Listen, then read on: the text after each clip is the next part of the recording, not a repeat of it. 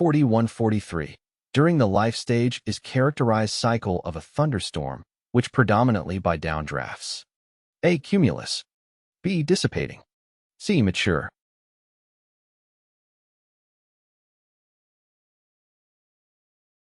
The correct answer is B. During the life cycle of a thunderstorm, the stage that is predominantly characterized by downdrafts is the dissipating stage. In the dissipating stage, the thunderstorm begins to weaken and lose its energy. This stage occurs after the mature stage, which is characterized by strong updrafts and intense activity. As the mature thunderstorm exhausts its available energy sources and encounters less favorable atmospheric conditions, it starts to dissipate. During the dissipating stage, downdrafts become more dominant. Downdrafts are downward-moving currents of air within the thunderstorm. They are formed as the cooled and descending air from the storm's upper portions reaches the ground. These downdrafts bring cooler air and rain-cooled air from higher levels down to the surface, creating gusty winds and potentially heavy rainfall. 4147.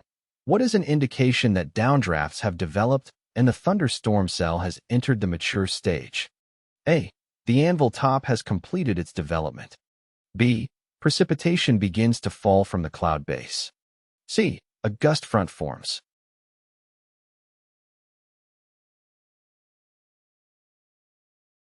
The correct answer is B. An indication that downdrafts have developed and the thunderstorm cell has entered the mature stage is when precipitation begins to fall from the cloud base. Option B. During the mature stage of a thunderstorm, the updrafts and downdrafts within the storm are at their strongest. The updrafts carry warm, moist air upward, promoting cloud development and sustaining the storm.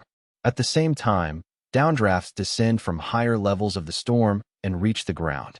When downdrafts are established and become prominent, precipitation begins to fall from the cloud base. This is typically in the form of rain, but it can also include hail, depending on the intensity and characteristics of the thunderstorm. 4137. Where do squall lines most often develop? A. LN an occluded front. B. LN a cold air mass.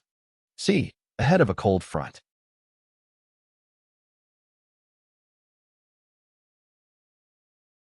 The correct answer is C. Squall lines most often develop ahead of a cold front. A squall line is a line of severe thunderstorms characterized by a series of individual thunderstorm cells that align along or ahead of a cold front.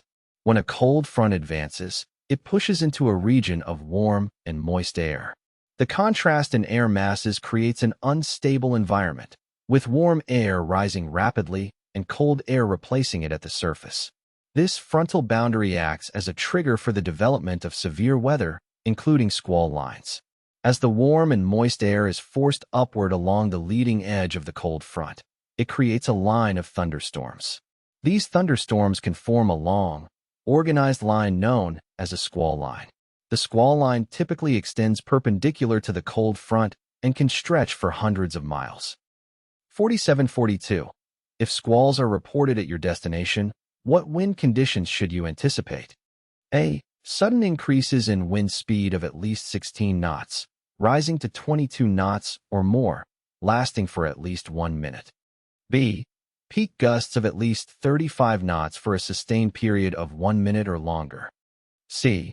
Rapid variation in wind direction of at least 20 degrees and changes in speed of at least 10 knots between peaks and lulls.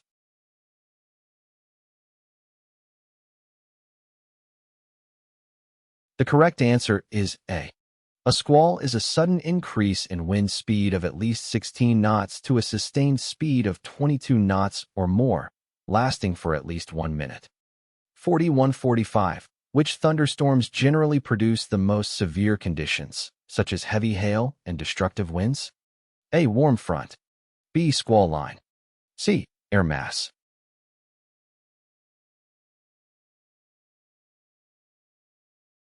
The correct answer is B. Among the options provided, squall lines, option B, generally produce the most severe conditions, including heavy hail and destructive winds. Squall lines are long lines of severe thunderstorms that form along or ahead of a cold front. They are characterized by a series of individual thunderstorm cells that align in a line. Squall lines are known for their potential to generate intense weather phenomena. Within a squall line, conditions can be favorable for the development of large hail, often reaching significant sizes due to the strong updrafts and turbulent environment. The alignment of thunderstorm cells along the line allows for the continual development and sustenance of severe weather conditions, including heavy rainfall, frequent lightning, and strong winds.